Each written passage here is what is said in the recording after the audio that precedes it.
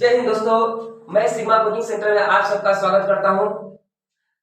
आज हम पढ़ेंगे बायोलॉजी के बारे में। जैसे कि आप सभी को पता है कि बायोलॉजी जो होता है हम उसको दो भागों में बांट के पढ़ते हैं। एक पढ़ते हैं जूलॉजी और एक पढ़ते हैं बॉटनी। अगर कोई पूछता है कि जीव विज्ञान के जनक कौन है तो उसका हम नाम लेते हैं अरस्तु। अरस्तु क्या थे? जो जीव विज्ञान के जनक थे। लेकिन अगर वही पूछता है कि वनस्पति यानी बॉटनी विज्ञान के जनक कौन है तो उसका नाम क्या है? थियोफ्रेस्टस। तो हम आज पढ़ेंगे जो जीव विज्ञान है उसके दूसरे भाग के बारे में हम पढ़ेंगे। जो बॉटनी कहलाती है वनस्पति विज्ञान के बारे में, जो वनस्पतियों के बारे में अध्ययन करती है। एक जो जूलॉजी होता है वो जंतु का अध्ययन करता है और जो वनस्पति होता है वो किसका अध्ययन करता है? वो पौधों का अध्ययन करता है। तो पौधों के बारे में हम लोग पढ़ेंगे आज, ठीक है। तो पौधों बॉटनी का पहला भाग है जो आज हम आपको पढ़ाने जाएंगे। पढ़ाने मतलब जा रहा हूँ। क्या है? बॉटनी का पहला भाग है। तो बॉटनी का पहला भाग जिससे किसी भी पौधे का अगर निर्माण होता है तो पौधे का निर्माण बाबू जो होता है वो तीन चीज से, मुख्य रूप से तीन चीज से होता है। ऐसे तो बहुत चीज से होता है लेकिन जो मुख्य रूप से जो होता है वो तीन प्रकार से होता है। कैसे कैसे? तो दोस्तों, एक होता है जड़ जो मेन होता है। उसके बाद जड़ के बाद क्या आता है? तना। तना के बाद क्या आता है? पत्ती। तना के बाद क्या आता है? पत्ती। तो मेन चीज के तीन ही चीज होता है, जड़, तना और पत्ती। फूल उल की तो बाद में बात आती है। फूल उल की सब तो बाद में बात आता है ना। लेकिन मेन चीज होता है जड़। तो पहले हम बारी बारी से पढ़ेंगे। पहले भाग नंबर 1 है तो इसमें हम पहले जड़ के बारे में पढ़ेंगे, उसके बाद तना के बारे में पढ़ेंगे, फिर उसके बाद पत्ती के बारे में पढ़ेंगे, फिर उसके पुष्प के बारे में पढ़ेंगे, फिर जनन के बारे में पढ़ेंगे। इस तरह से सारे बॉटनी को हम वनस्पति विज्ञान को हम समाप्त कर देंगे, है ना। जिससे हमारा कोई भी एग्जाम में कोई भी क्वेश्चन आए तो वो छूट ना पाए हमसे, ठीक है। तो आज हम जड़ के बारे में पढ़ेंगे कि आखिर जड़ क्या काम करता है, इसका विकास कहां से होता है, ये निकलता कहां से है। दोस्तों, जिस तरह से आपने खेतों में बीज वगैरह बोया होगा, यानी गेहूं के जो दाने होते हैं उसी को हम बीज कहते हैं। उसी को हम क्या कहते हैं? बीज कहते हैं। जिस तरह से हम मटर वगैरह बो दिए तो उसमें से दो चीज निकलता है। जैसे मटर भी एक तरह का क्या होता है? बीज ही होता है। तो उसको अगर हम जमीन के अंदर अगर बो देते हैं तो उसमें दो चीज निकलता है। एक ऊपर की तरफ उसका लाभ जाता है, उसमें दो चीज ऐसा लाभ निकलता है। एक ऊपर की तरफ जाता है, एक नीचे की तरफ जाता है। तो जो ऊपर की तरफ जाता है उसे हम कहते हैं प्रांकुर। जो ऊपर की तरफ जाते हैं ओमकार, जो ऊपर की तरफ जाता है बाबू उसको हम कहते हैं प्रांकुर। जो नीचे की तरफ जाते हैं उसे हम क्या कहते हैं? मूलांकुर। प्रांकुर हमेशा तना का निर्माण करता है भाई। जो ऊपर जाएगा तो तना का निर्माण करेगा और नीचे जाएगा तो किसका निर्माण करेगा? नीचे जाएगा तो जड़ का निर्माण करेगा। वो मूलांकुर जो जड़ होता है हमेशा नीचे की तरफ जाता है, ठीक है दोस्तों। आइए देखते हैं। जैसे रूट, जड़, मूल, ये तीनों एक ही नाम है, ठीक है। इसमें कोई सस्पेंशन की बात नहीं है। इंग्लिश में उसको रूट बोलते हैं, हिंदी में जड़ बोलते हैं, ठीक है। साइंस में इसको मूल भी बोल दिया, मूल भी मतलब बोल दिया जाता है, ठीक है दोस्तों। उसके बाद से आता है विकास, यानी बीज का विकास कैसे होता है। बीज का विकास कहां से होता है? तो आपको पहले बताया बीज नहीं, जड़ का विकास कैसे होता है। तो आपको पहले बताया जड़ का विकास कौन करता है? प्रांकुर की मूलांकुर। प्रांकुर की मूलांकुर, बोलिए। मूलांकुर। तो जड़ का विकास कौन करेगा? मूलांकुर करता है। पूछेगा कि जियोट्रॉप, क्या ये पृथ्वी के नीचे जाता है? जड़ का पृथ्वी के नीचे जाता है? हाँ, पृथ्वी के नीचे जाता है। पृथ्वी, हाँ भाई, जड़ किसी भी पेड़ पौधे का अगर जड़ होता है तो पृथ्वी के नीचे ही जाएगा, ऊपर तो जाएगा नहीं। तो क्या ये पृथ्वी के नीचे जाता है? तो हाँ, पृथ्वी के नीचे जाता है। फोटोट्रॉप मतलब क्या ये प्रकाश की तरफ जाता है? नहीं भाई, प्रकाश की तरफ नहीं जाता है। जाता है बाबू? नहीं जाता है। जड़ कहाँ जाता है? पृथ्वी के नीचे। तो देखो इसमें हाँ या नहीं, माने ये पृथ्वी के नीचे जाता है तो हाँ जाता है। प्रकाश तरफ जाता है? नहीं जाता है। इसमें हाँ आना नहीं चलता है। इसमें चलता है पॉजिटिव और निगेटिव। जिस तरह से आप कोरोना पॉजिटिव है तो नो, तो मतलब निगेटिव। आप कोरोना पॉजिटिव है तो पॉजिटिव। तो इसमें निगेटिव और पॉजिटिव चलता है, ठीक है। इसमें हाँ और नहीं चलता है। हाँ की जगह पर होता है पॉजिटिव माने हाँ, और ना की जगह पर होता है निगेटिव मतलब नहीं, ठीक है। अगला है क्या जड़ जो होता है पौधों का क्या करता है। तो भाई देखो, जो पौधे का जो मेन चीज तो जड़ ही होता है। जड़ क्या करता है? वो पौधों को बस उनको यांत्रिक सहायता प्रदान करता है। जड़ों में कई प्रकार के जड़ होते हैं, जड़ों के अंदर भी कई प्रकार के जड़ होते हैं। जैसे जो आप समझे कि जो पूरा हचाक से नीचे गए हो, हचाक से जो एकदम नीचे गया जिसमें कोना कोना नहीं निकल रहा होता है, ये इसका मेन जड़ कहलाता है, यानी रूट कहलाता है। क्या कहलाता है? ये रूट कहलाता है। जो मेन एकदम नीचे जमीन के अंदर गया होता है, सीधे जाता है, उसको हम रूट कहते हैं। ठीक है, क्या कहते हैं दोस्तों?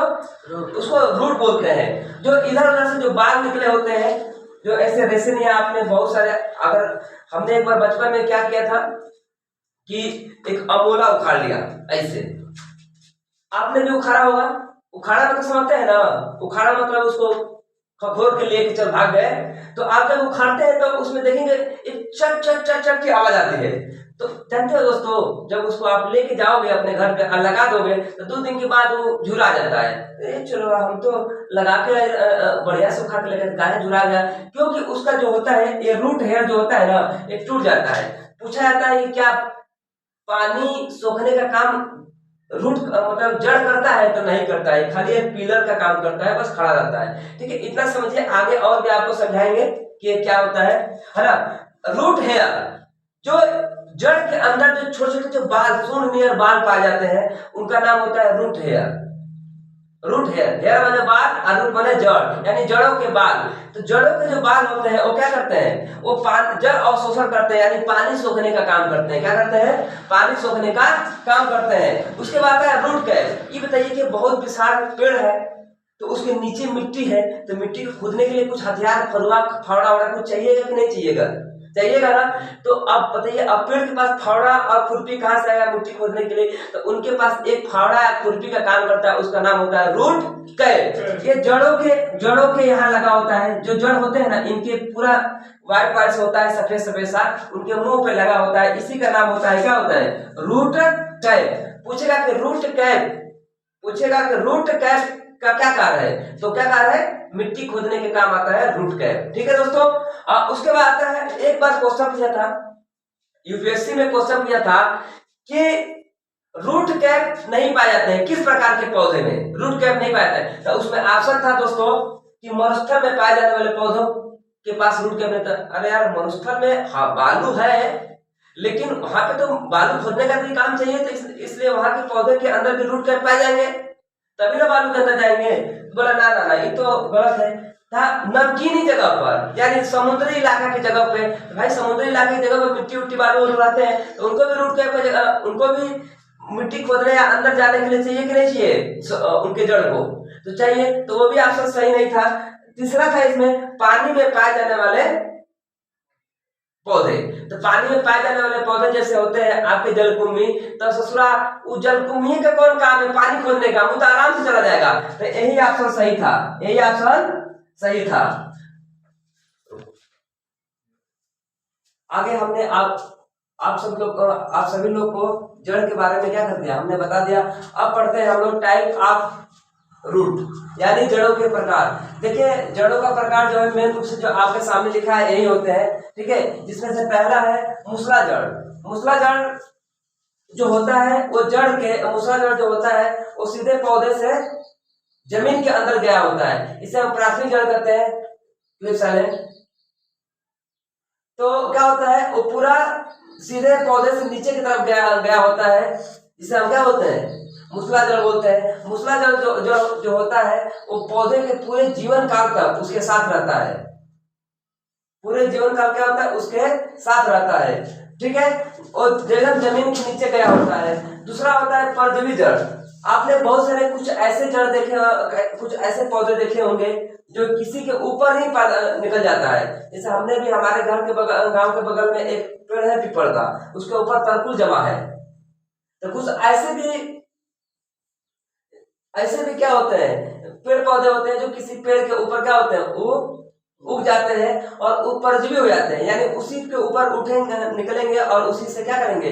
जल सोखेंगे, उनके खाद्य पदार्थ सोखेंगे, जितने भी अवशोषित उनको पदार्थ चाहिए वो सब उसी पेड़ से लेते हैं मतलब। तो उस प्रकार के पौधे को जो क्या करते हैं? परजीवी जड़ कहते हैं, जो किसी के ऊपर आके, किसी के खोपड़ी पे आके बैठ जाए और उन्हीं से सब चीज, जितना उनको जरूरत की चीजें हैं सब उसको अवशोषित कर रहे हैं। इस प्रकार के पौधे को क्या करते हैं? इस प्रकार के जो पौधे होते हैं उनके पास परजीवी जड़ पाए जाते हैं। ठीक है, अगला होता है अधिपाद जड़। कुछ ऐसे भी पौधे आपने देखा होगा जो अधिपाद जड़ होते हैं, जो मतलब उसके ऊपर तो आ जाते हैं, किसी पौधे के ऊपर तो आ जाते हैं, लेकिन उससे कुछ लेते नहीं है। बस क्या है, बस एक सहारा होता है कि बस उनके पास रह गए हैं, बस उनके ऊपर आकर रह गए, लेकिन उनसे कुछ सोखते नहीं है। इसलिए उनको हम कहते हैं अधिपाद जड़। क्या कहते हैं? अधिपाद जड़। अधिपाद जड़ कहते हैं। जिस तरह से आर्कटिक आपका अमरबेल का पौधा, अमरबेल अभी आप देखेंगे कि बहुत सारे पौधे होते हैं छोटे छोटे, इनके ऊपर झाड़ियों में ऐसे छा जाते हैं, तो वो उनके ऊपर खाली रहते हैं, लेकिन उनसे कुछ अवशोषित नहीं करते हैं। जो भी उनको खाना वाना बनाने की जरूरत पड़ती है तो वो वायुमंडल से नमी के माध्यम से जल अवशोषित कर लेते हैं। लेकिन जिस पौधे पर रहते हैं उस पौधे पर क्या करते हैं, उनसे मतलब जल या खाद्य पदार्थ को अवशोषण नहीं करते हैं। इसीलिए इनको हम क्या बोलते हैं, इसको अधिपाद जड़ बोलते हैं। अधिपाद यानी आधा आधा आश्रित है। ये जो था, ये चोरवा क्या था, ये पूरा आश्रित था, इसलिए इसको हम परजीवी बोल रहे थे, यानी पूरा तरह से डिपेंड है उस पे। अगला आता है, इससे बहुत सारे क्वेश्चन निकल के आते हैं हमारे, इसमें बहुत सारे क्वेश्चन बनते हैं। यह है अपस्थनिक जड़।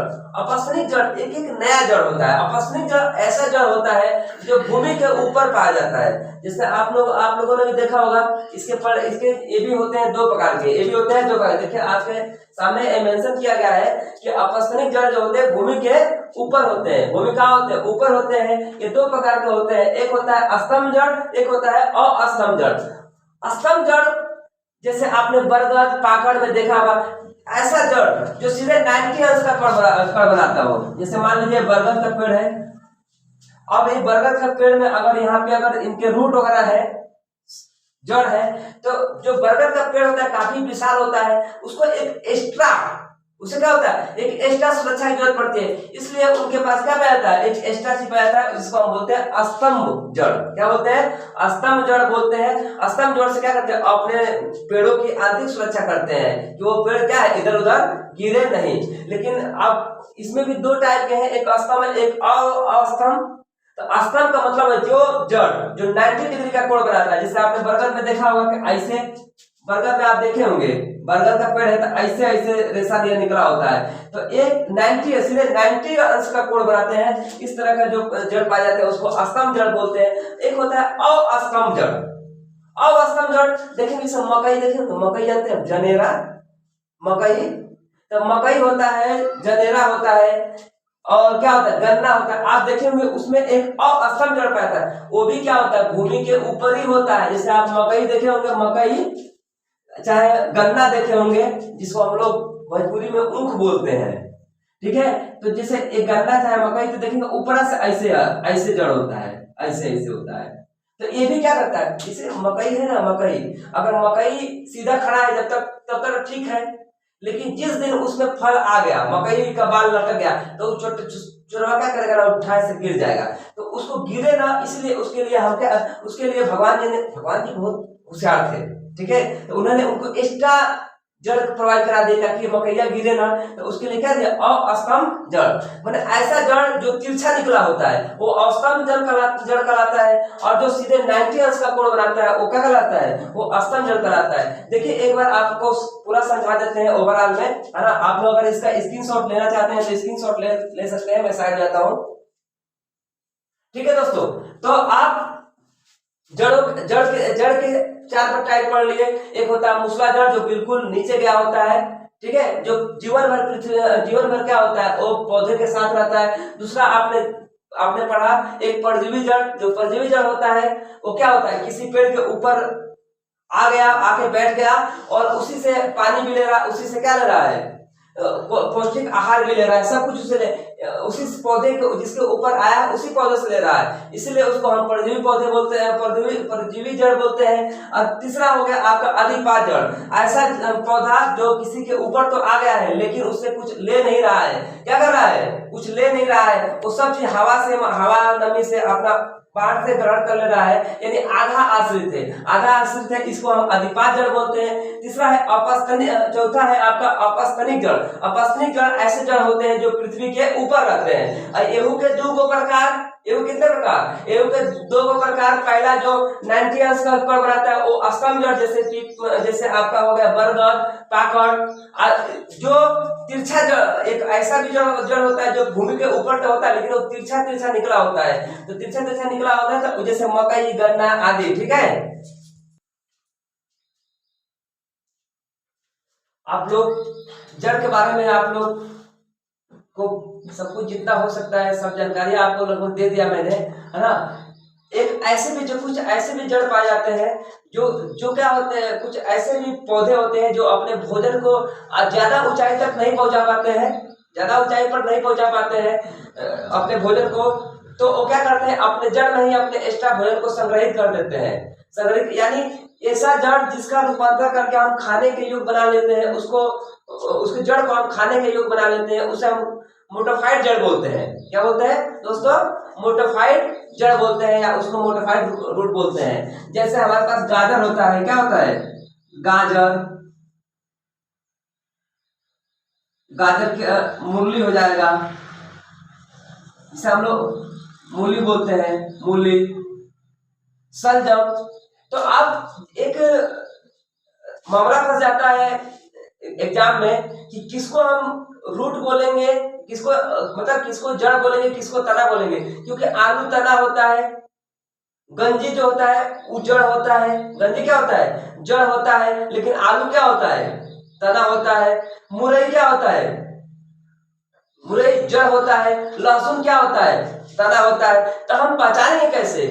हमारे मैक्सिमम स्टूडेंट जो है ना वो फंस जाते हैं कि किसको हम रूट बोलेंगे, किसको हम तना बोलेंगे। तो उसमें एक ट्रिक है कि आप कैसे पहचानेंगे। देखिए, जो भी जड़ की एक ही पहचान है, जो जिसमें कोना निकला होगा, जिसमें कोना, जैसे आप देखेंगे मुरई देखेंगे ना, ऐसे मुरई होता है, मुरई देखेंगे तो ऐसे होता है, ये तरह। तो जिसका कोना इस तरह से होता है, ठीक है, गाजर भी होता है ऐसे ऐसे। तो जिसका मतलब कोना होता है वो जड़ होता है, जिसका कोना नहीं निकला होता वो तना होता है। तना का चैप्टर अगले भाग में मैं आप लोगों को बताऊंगा कि तना क्या होता है, लेकिन आप जड़ बता रहा हूं तो तना भी बताना जरूरी है, क्योंकि कॉम्बिनेशन करके पढ़ेंगे तभी हमको समझ में आएगा। तो आप लोग बस याद करिएगा, जैसे मान लीजिए कि आलू क्या है? आलू एक तना है, लेकिन वहीं पे गंजी क्या है? गंजी क्या है? वो जड़ है, क्योंकि देखेंगे तो इसमें कोना निकला हुआ है। क्या होता है? देखिए गंजी ऐसा होता है ना, गंजी समझते हैं ना जी, गंजी कोन, तो इसमें कोना निकला है, तो ये क्या है? जड़ है। जिसमें कोना निकला होता है वो जड़ होता है, और जिसमें कोना नहीं निकला होता है वो क्या होता है? वो तना। जैसे लहसुन, प्याज, अदरक, इस सब में कोना नहीं निकला होता है, तो ये सब क्या है? तने हैं। जैसे आपका मुरई, शलजम, गाजर, कोन, गंजी, ये सब क्या होते हैं? ये जो जिसमें कोना निकला होता है वो जड़ होता है। आशा करता हूं आपको मेरा क्लास बहुत अच्छा लगा होगा जड़ के बारे में।